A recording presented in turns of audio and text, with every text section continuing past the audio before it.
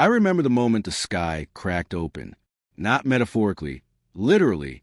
A rift split the atmosphere like a jagged wound, and something vast and mechanical pushed its way through. It wasn't graceful. It didn't descend like angels or hover like gods. It tore into our reality, uninvited and unannounced. They called it Conquest. We called it Tuesday. I was stationed at Fort Hildebrandt, a mid-orbit tracking facility tasked with monitoring satellite debris and illegal orbital mining. Mostly boring work. The most exciting thing we'd seen in years was a rogue comm satellite from Saturn that burned up too close to Mars. Then the sky shattered. We scrambled. The entire station tilted into panic mode as gravity compressors blinked red and long-range scanners went blind. Something about whatever they used to breach our atmosphere fried every quantum sensor we had. We were watching a planetary invasion, blind. I was the communications lead. My name's Lieutenant Riker Vance. Just another cog in Earth's rusting defense infrastructure. But that day, I became something else. The first transmission we intercepted wasn't even in a language, just a pulse. Rhythmic, mechanical, unnerving. It hit every earpiece and channeled like a heartbeat, and then silence. 2 minutes later, Earth's orbital defense grid went dark. They neutralized 47 satellites with one wave. Captain Sloan reported, voice cracking over the intercom. I repeat, the grid is gone. They're landing. They weren't ships in the way we think of them. More like structures, hollow, living monoliths that hovered on anti-grav spines and moved like migrating beasts. We didn't even know they were occupied until they began unfolding.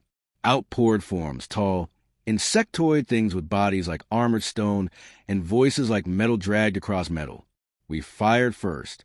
Of course we did. The railguns from Pacific Trident Network launched kinetic projectiles at Mach 12, pulverizing one of the walkers over Osaka. A cheer rose in command. I almost joined it. Then 3 more replaced it. That was our first lesson. They were not few. They were prepared. They had been watching us longer than we realized. Every blind spot, every unshielded relay, every atmospheric weakness. We had cataloged our world in perfect vulnerability, and they'd studied it like predators stalking prey. They broadcast a message once the first wave landed. This is not destruction. This is alignment. You will become part of the order.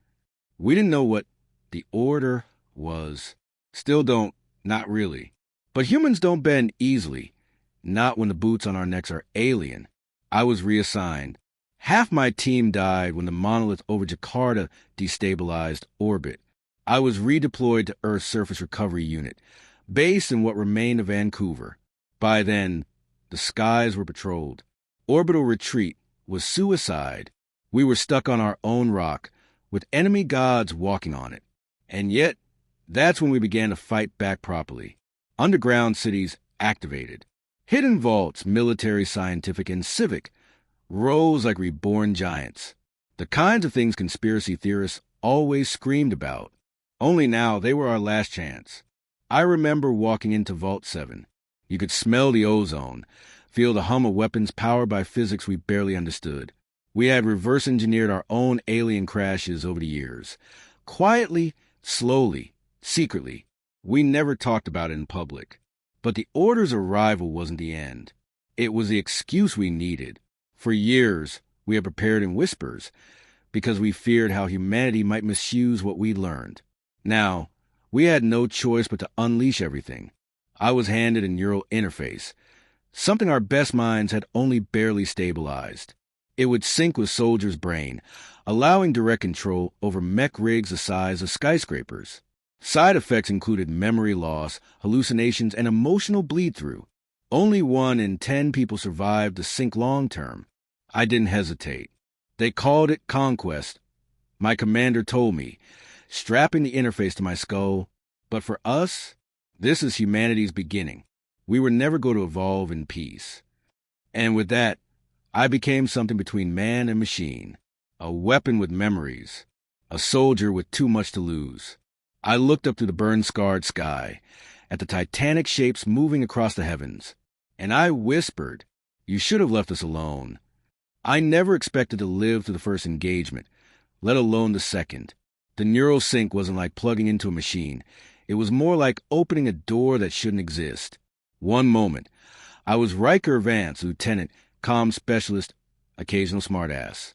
The next, I was the mech. My heart didn't beat. I heard the pulse of a reactor. My arms didn't lift.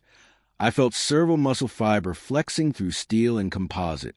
They called it a Titan frame. We called it home. There were only 12 of us in that first wave of sync pilots. We dropped into the ruins of Portland, where one of the Order's anchoring pylons had cracked the earth and pumped alien nanostructures into the soil like roots. The air shimmered with something like static, and the ground, it wasn't ours anymore. Trees had twisted into crystalline lattices. Concrete rippled when stepped on. They weren't just invading space. They were rewriting reality. And yet we dropped in anyway. My Titan frame, Sovereign 9, landed like judgment.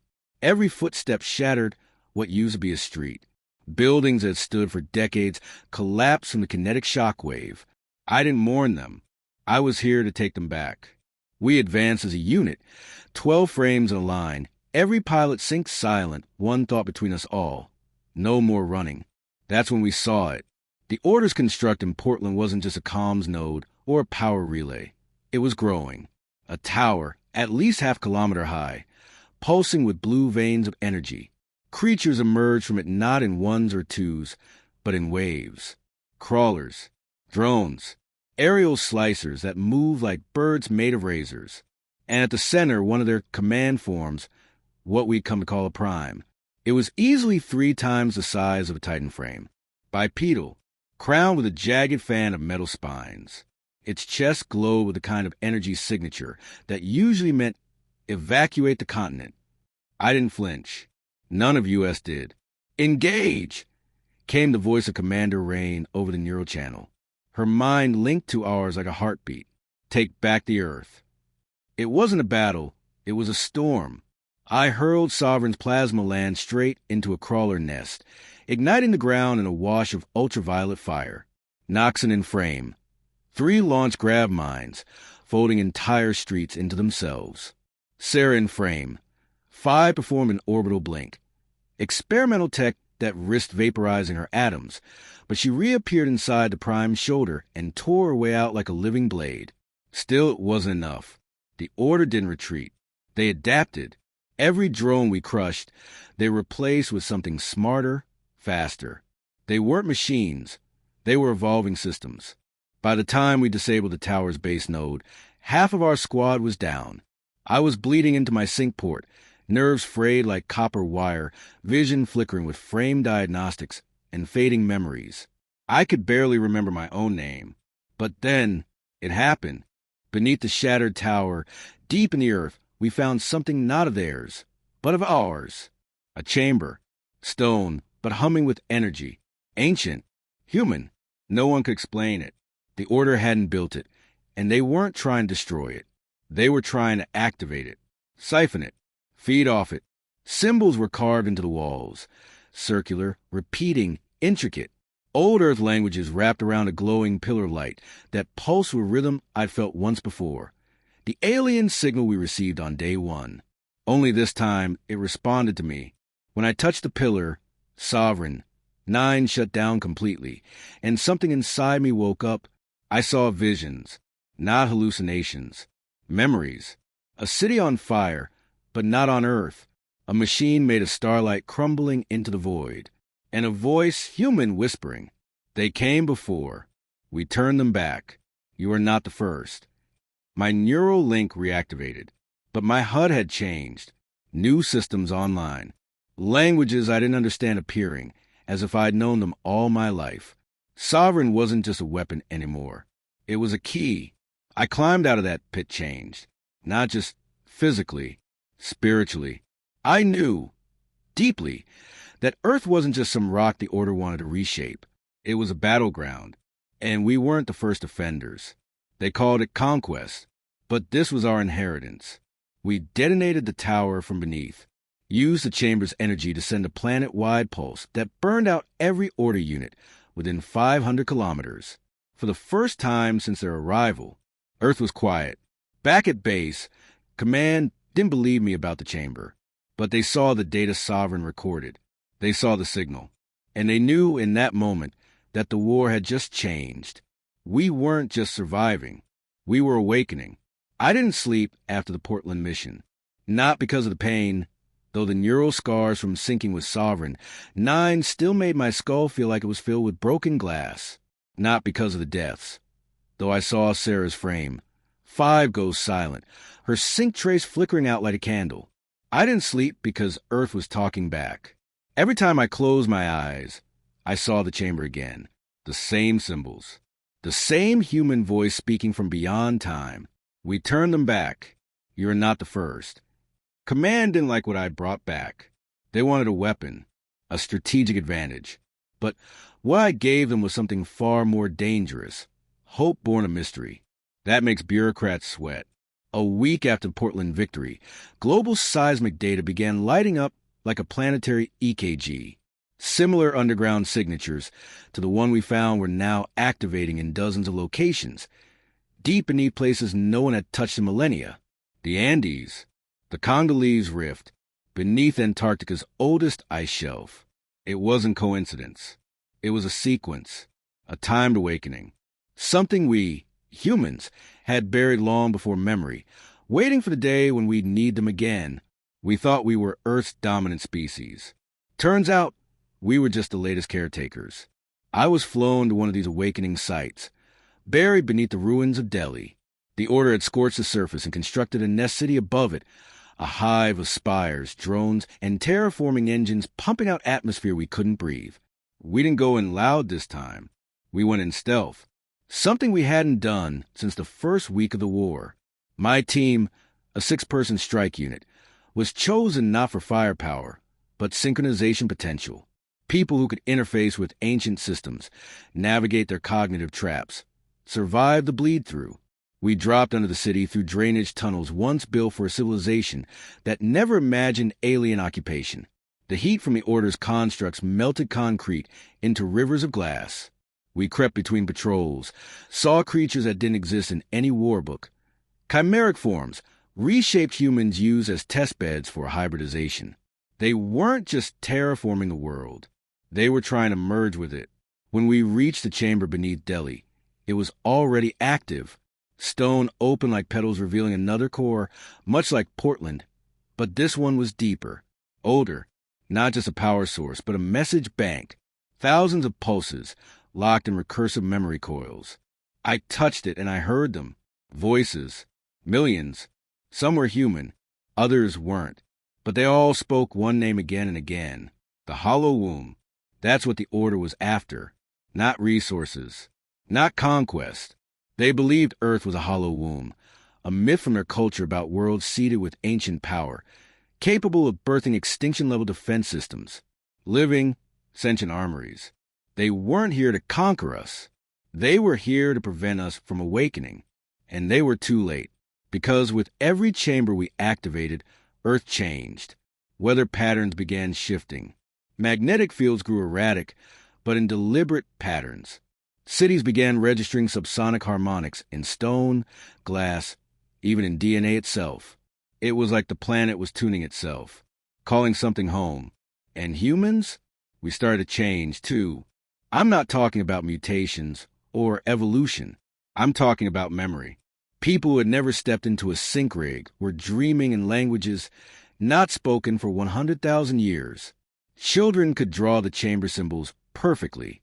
Entire populations began feeling connected. We weren't just unlocking weapons. We were unlocking our past. The Order responded with panic. No more precision strikes. No more surgical terraforming. They unleashed the Harbinger Protocol, a brute force planetary overwrite. Massive atmospheric processors descended from orbit, trying to crush anything not of their design. Oceans turned black around the insertion points. Forests ignited in spontaneous combustion. Even the moon took a glancing strike from a kinetic rod, carving a new scar across its face. Still we held.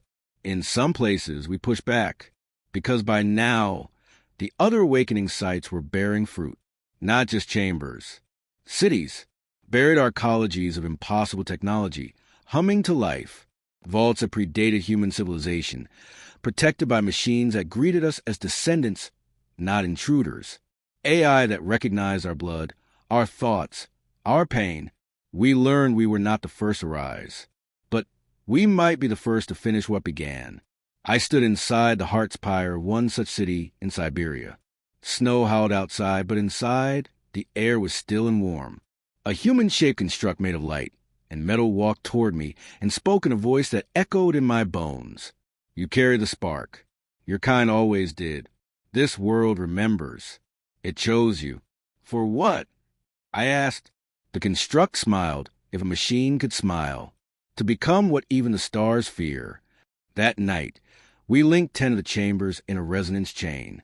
When we activated them together, the pulse spread across the planet and into space. A warning, a promise. The Order tried to call it a disturbance. We called it a beacon, because Conquest wasn't the end of our story. It was the beginning of our ascension. The Harbinger protocol burned for 6 days straight.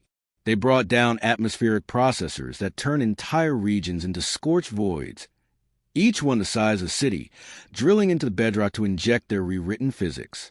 Mountains collapsed under gravitational shears.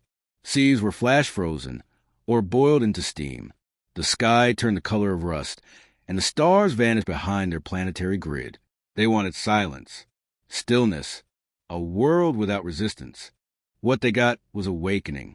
I was stationed at the Boreal Threshold Siberian Command Hub when the Earth screamed back. The 10 resonance chambers we'd activated didn't just sing, they harmonized. They pulsed like neurons firing across a continental brain. Syncing frequencies so ancient even our machines couldn't decode them. Some said it was music. Others said it was prayer. All I know is it called something up. Beneath the frozen tundra, something stirred. It started with seismic tremors. Then came the glow. Pale blue veins of energy traced the snow like spider webs, spiraling outward from the heart of the ancient vault we'd activated in Chapter 3. We thought it was some kind of defense protocol, another Titan frame, maybe, or a buried weapon. We were wrong. It was a people. They stepped out of stone like ghosts reborn. Humanoid, yes, but not human. Taller, lithe. Their skin shimmered like mineral and starlight.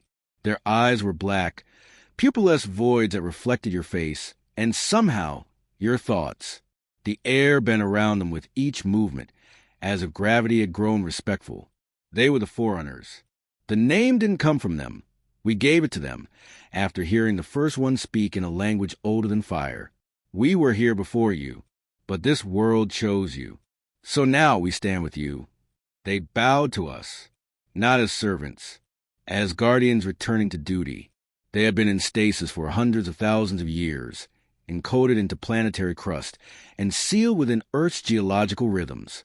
The resonance pulse we triggered didn't just wake up old technology, it woke up old allies. And we needed them fast, because the Order wasn't slowing down. The Harbinger protocol had destabilized vast parts of the planet. Entire climate systems had collapsed. Crops failed. Cities became ash. And worst of all, people were beginning to change.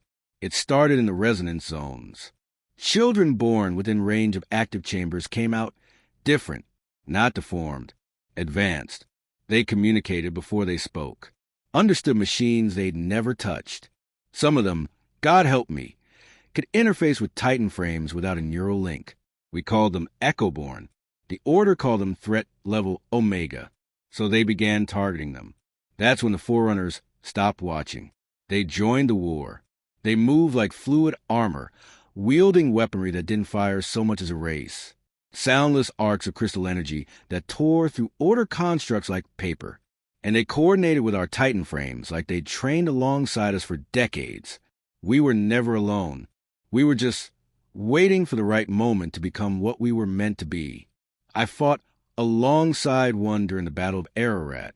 Her name, or what I could pronounce of it, was S.H. Warla, and she fought with twin spires of liquid metal that reshaped with every motion. Together, we cleared an entire Order subcolony, me and Sovereign 9, her dancing between beams and drones like wind wrapped in fire. After the battle, I asked her why they'd waited so long. She looked at me, not with pity, but with trust. because you had not chosen yourselves yet. But now you have. You fight not for survival, but for the right to transform. That word, transform, hit different, because deep in the vault archives, scientists were beginning to translate something horrifying and wondrous. It turns out the Order wasn't the first to invade Earth. They were the last in a long line of cosmic forces trying to suppress planets that showed signs of transcendence, worlds on the cusp of turning their biosphere into a singular, conscious force. Earth wasn't just life-bearing.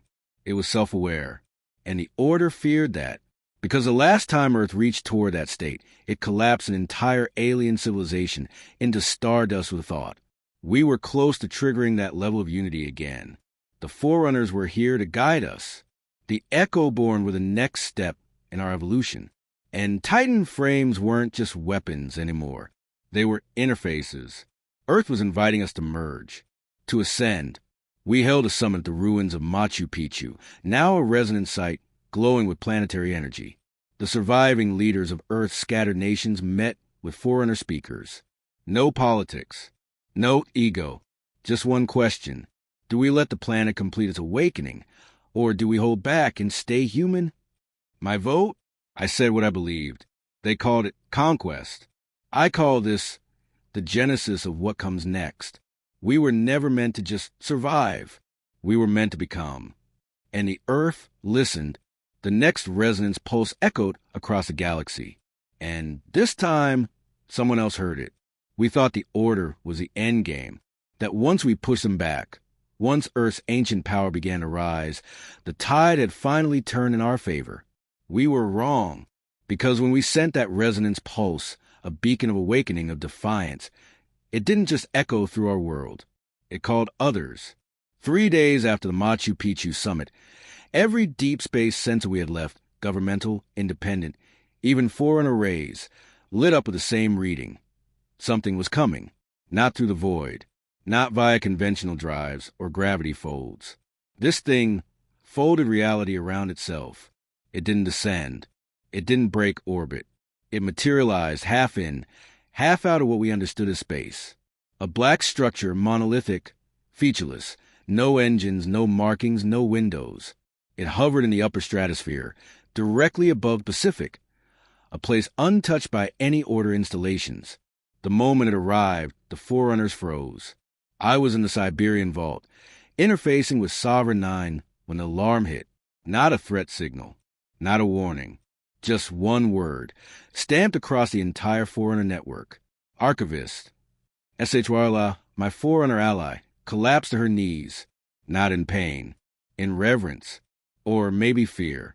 They're not here for war, she whispered. They're here for judgment. We had triggered a review. You see, long before the Order rose, before Earth ever breathed, there had been a compact between advanced civilizations. Not a government, a watchdog, a transcendent intelligence tasked with preserving balance in the galaxy. Not good, not evil, just cold, impartial, and terrifyingly powerful.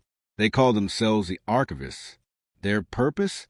To catalog, to classify, and, if necessary, to quarantine or eliminate civilizations that breach what they called the threshold. The Forerunners told us Earth had now crossed it. By awakening the deep resonance network, by beginning to unify our biosphere, and by merging human cognition with planetary intelligence, we had become something new, a pre-ascendant anomaly. The Archivists had arrived to determine what came next.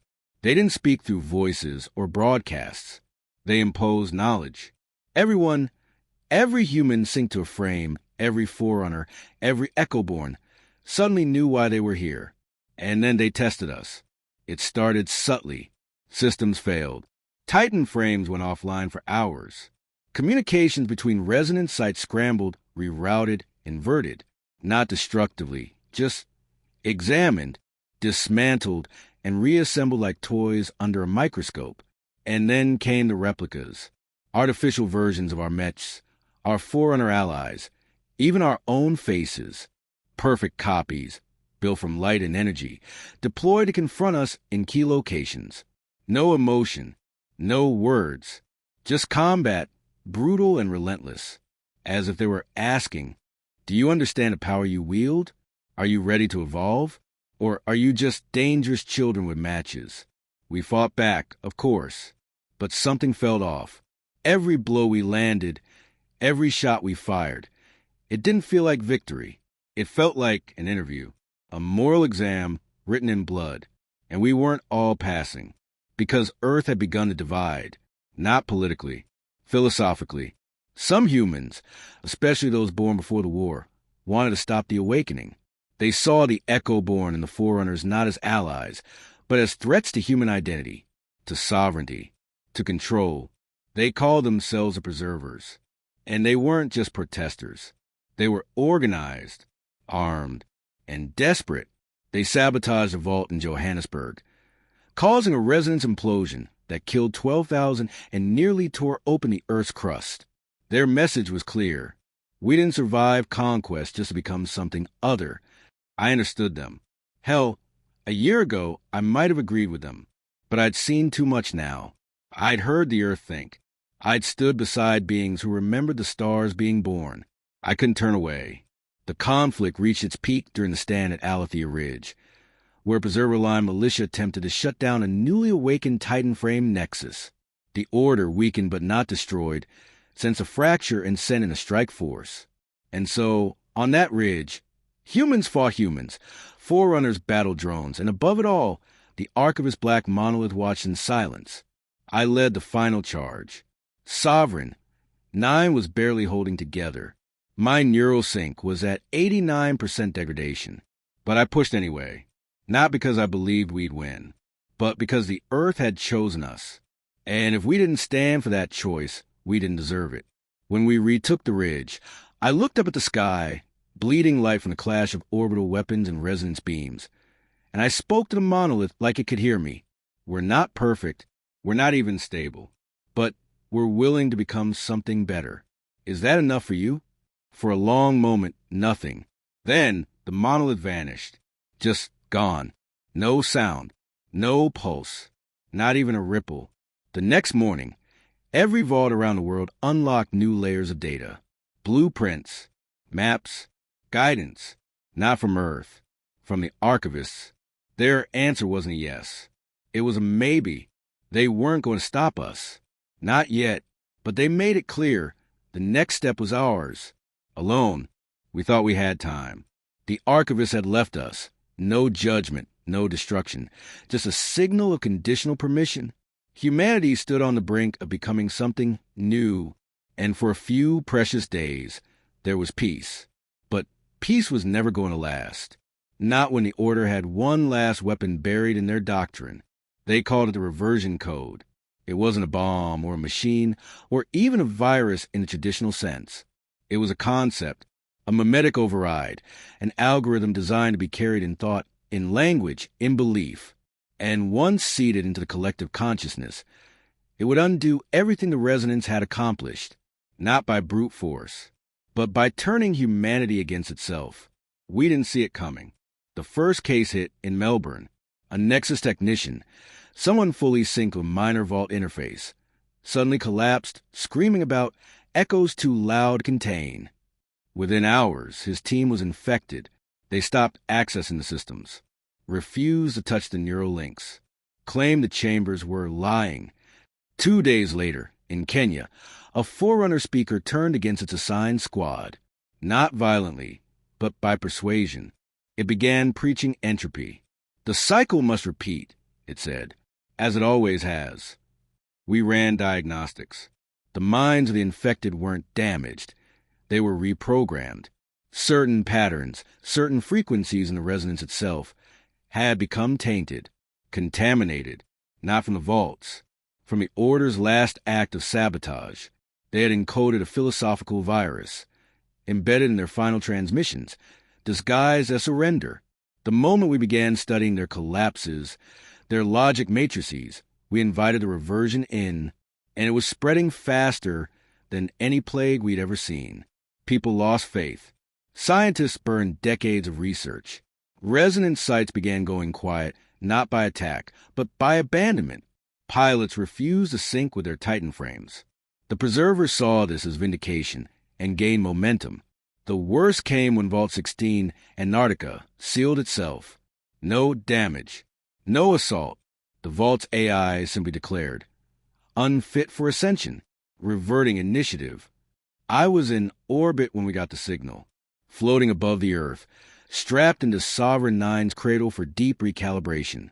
I just spent 3 straight days being synced with the planetary heart matrix, an experiment to create the first true human planet neural bridge. And now it was all falling apart. They called it reversion. I called it mass forgetting. The kind of forgetting that doesn't erase facts, but buries them under fear. So we made a decision, a desperate one. We couldn't fight a mimetic virus with bullets. We had to counter it with something deeper, more personal. So we created the Spark Protocol, a shared consciousness imprint, a narrative, a memory loop encoded in the same resonance channels the reversion had infected, but seeded with clarity, with everything we'd fought for, everything we'd become. It wouldn't overwrite free will. It would just remind people what was real. The cost? The imprint had to come from a single mind, one that had touched every layer of this war, one that had bonded with Titan frames, communed with the vaults, stood with forerunners, and survived the gaze of the archivists. Yeah, it had to be me. They told me it would hurt, that the neural resonance would strip me down, reduce me to raw identity, spread me like stardust across the global field. I wouldn't die, but I wouldn't be me either. Just a memory, a voice, a presence in the world's awakening mind. I didn't hesitate. I lay in the core of Sovereign Nine, my body wrapped in light and coil, every cell humming like it knew this would be the last time it belonged to one person. As the resonance built, I felt the minds of others tuning in, resistance leaders, frame pilots, vault children, even forerunner elders. And I spoke, not with words, with memory. I gave them everything. My first day at Fort Hildebrandt, the sky tearing open, the Titan frame drop into Portland, the chamber under Delhi, the smile of SHYLA as we fought together, the breathless silence beneath the archivist's shadow, the bitter taste of betrayal from our own kind. I gave them all of it, and the earth listened. The Spark Protocol spread like wildfire. Resonance sites reactivated, not with weapons but with songs. Vaults opened. Frames reawakened. Pilots felt their purpose return like a lost heartbeat. The reversion cracked. It didn't vanish, but it broke. And where it broke, hope bled through. I remember one last thought, as the resonance overtook me completely. They called it Conquest, but you called it the beginning. So remember this. We are not made to be ruled. We are made to rise. And then I became light. They sent one final message before the collapse. We surrender. Please stop. I didn't reply. It wasn't silence out of cruelty. No, it was reverence for the dead, for what we had become, and for what came next. Because by then, I wasn't just Captain Elias Rohn anymore. The man who'd watched his planet burn, who'd fought through blood and ash and grief. That man had died in the jungles of Eridani, on the broken moons of Ornexus, in the corridors of the Hegemony's palace. What remained was something else, something the galaxy wasn't ready for. We didn't conquer the stars. They offered them, and still we hesitated. You'd think revenge would be enough, that a burning empire beneath your feet would satisfy the ghosts whispering your name at night. But when the enemy surrendered, when their great fleets bowed and their last empress fell to her knees, it didn't feel like victory, because vengeance ends. But beginnings, they demand more.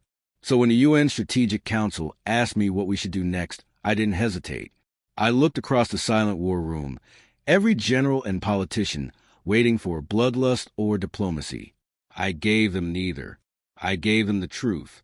We build. It wasn't the answer they expected from the butcher of Ornexus. But Earth wasn't a grave anymore. It was a forge. We had fought for survival, then for revenge. Now we would fight for meaning. The shattered colonies, rebuilt by human and former enemy alike. Our enemies young grew up in schools with a Terran flag waved alongside theirs.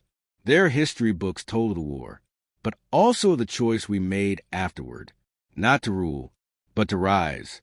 I led the first expedition beyond hegemony space. Not a military fleet, but a seed ship, thousands of minds. Engineers, linguists, artists, farmers. The future wasn't something we defend anymore. It was something we design. Still, I won't lie, there were moments, dark ones, whispers among survivors, humans who'd lost too much, seen too much. They didn't want peace. They wanted control, justice etched in steel. And if I wasn't willing to give it, they'd forge it without me. We nearly splintered. Humanity, fresh from victory, teetered on the edge of a second civil war. Not with aliens, but with ourselves. But I remembered something my mother once told me, long before the skies fell. The hardest part of healing isn't the pain. It's the choice to stop hurting others just because you're still bleeding. So I made them see, not through speeches. Through action, I returned to Earth, stood among the ruins, helped rebuild, brick by brick. Let them see the butcher carry wood, not weapons. Let them remember we were more than fire. And slowly they came back. The angry, the broken, the lost. They came not because I was strong, but because I was still standing. That's all any of us were doing in the end. Standing, shoulder to shoulder. Not just on Earth, but across the stars. And when the first New World voted to join the Terran Accord, once a battlefield, now a sanctuary, I cried, not in grief, but in awe. We weren't just survivors. We were creators. We took the ashes of Conquest and built something the galaxy had never seen. A unity forged not through domination, but through the refusal to ever be dominated again. So no, this wasn't the end. It wasn't even peace. It was potential. A beginning.